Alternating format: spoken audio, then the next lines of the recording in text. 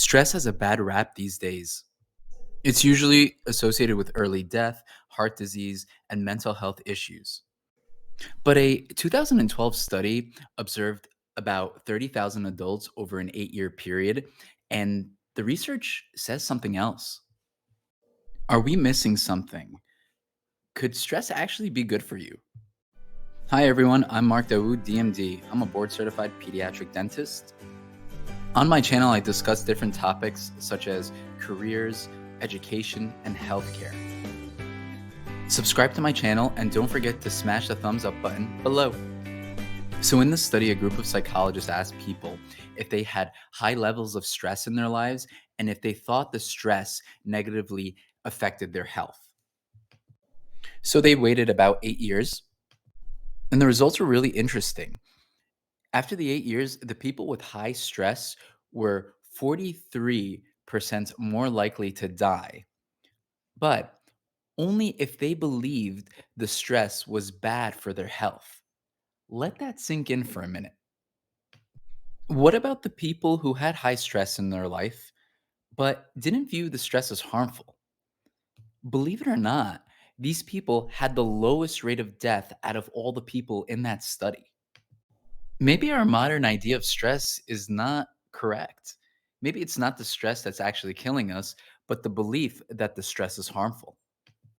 The people who believe stress is actually enhancing their performance are less depressed and more satisfied with their lives than the people who think stress is harmful. So if you think the work you're doing is hurting you and can potentially kill you, you'll be less motivated to do it. But if you viewed your job as stress, but that job was actually building mental muscles and that it was making you better somehow, you'd have more energy, be happier, more productive, and potentially have fewer health problems. We've been taught that some stress improves performance, but the research is finding that higher levels of adrenaline and cortisol release improve performance while you're under pressure versus just being relaxed. More on this later. Also, researchers have found that higher levels of shame and anger and lower levels of joy were notable in people who lacked stress in their lives. Interestingly enough, stress can be good or bad based on our mindset. Let's examine why you may feel stressed.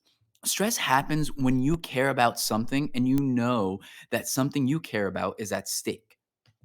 Remember to use that stress as fuel. Your body is pumping out adrenaline and cortisol to tell your heart to beat faster and to get oxygen to your muscles and brain. So you're more focused and can react faster. Your brain can see this as a threat or a challenge. For example, if you're on stage and you're about to talk to a large audience, most likely your heart will begin to beat faster. You can do one of two things. You can tell yourself you're anxious and you need to calm down, or you can tell yourself you're excited and you can use that excited energy in your presentation. Try it next time you're in a business meeting, taking an exam, or competing in a sport. Don't try to calm down, but use that stressful situation as energy. Your mindset should be I'm getting more blood to my brain and muscles. This way, it can only enhance my performance. And believe it or not, the research backs up this mindset. Psychologists experimented with this theory and called it the social stress test. Participants were to give a presentation to the researchers who were trained to look bored and angry as the participants gave a presentation. They would yawn, roll their eyes, and not smile at the participants. After the presentation, the participant was then given a math test where they were heckled by the experimenter. The test raised the hormone levels of the people participating in the study by 400%. Before the study started, however, half the participants were told that stress is positive and the theory was explained and coached to them. The other half were told to just ignore the stressful feelings. The ones that were told about how to use stress positively had greater confidence, engagement, and less anxiety, shame, and avoiding the audience. They performed better and had fewer thoughts about fear and failure. What makes this study more interesting, though, is that half of the participants in the study also had social anxiety disorder.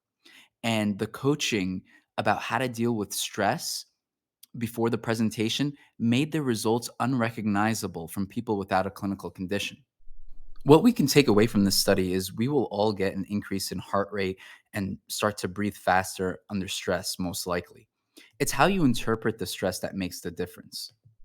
How do you use stress to your advantage? First, realize that you are experiencing a stressful situation. Then, notice the stress and how it affects your body. Welcome the stress and recognize that it's because you care about something. Ask yourself, what's at stake here and why does it matter? Don't waste that energy by managing the stress. Use the energy that stress gives you. How can you use this energy from the stress to accomplish your goals? Use your resources. What if you are faced with a situation that you think you don't have the resources for? For example, you get a big bill in the mail. If you don't believe you can do something, you will go into a threat response mode. But remember, we want to avoid that response mode. We want to be in the challenge response mode. You want to be in the mindset that you have the resources and the ability to handle the situation. With the example of the big bill, you may have to ask for help from a friend and pay them back over time, or take on a side gig or an extra job for money. But having the mindset of, I don't know what to do, it will put you in a low energy state, low confidence, high anxiety, shame, and an avoidance mindset. And we want to use that stress as fuel so we can think outside the box and leverage our resources and our skills. But if you are not that type of person and the stress makes it difficult to have that positive mindset, then try the next tip, which is have a bigger than self goal. For example, if you're too nervous to ask for a promotion or a raise, think about something outside of yourself, like the people you can affect by having that promotion or that raise. That may be through more time volunteering or giving to charitable organizations, or how that raise or that promotion will affect your family and loved ones. In a research study, participants who had talked about bigger than self goals showed more signs of affiliating with the interviewers. The participants more often smiled, made eye contact, and mimicked the interviewer's body language. These were all signs that showed an increase in rapport and social connection. In the research, the people who rated these participants preferred those who had bigger than self goals, rating their answers as more inspiring than the responses of participants who had not contemplated on their values. One thing I've learned about life is there's always a catch. If you want no stress in your life, you will struggle with potentially no meaning. If you want meaning in your life, you have to struggle with stress. What's interesting is people cope with stress by drawing strength from past stressful experiences. One of the hardest and most stressful times of my life was when I opened my first dental practice. It was a startup, and I had a tremendous amount of responsibility, both professionally and financially.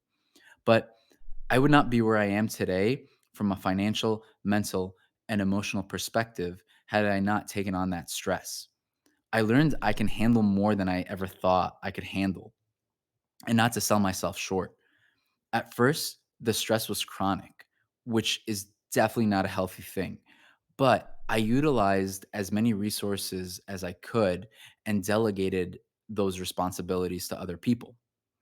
Stressful situations can make life more enjoyable and exciting with the right mindset. So let's recap. Remember to use the stress as fuel. Use your resources that you have available. And if the stress does become overwhelming, please seek help through a therapist.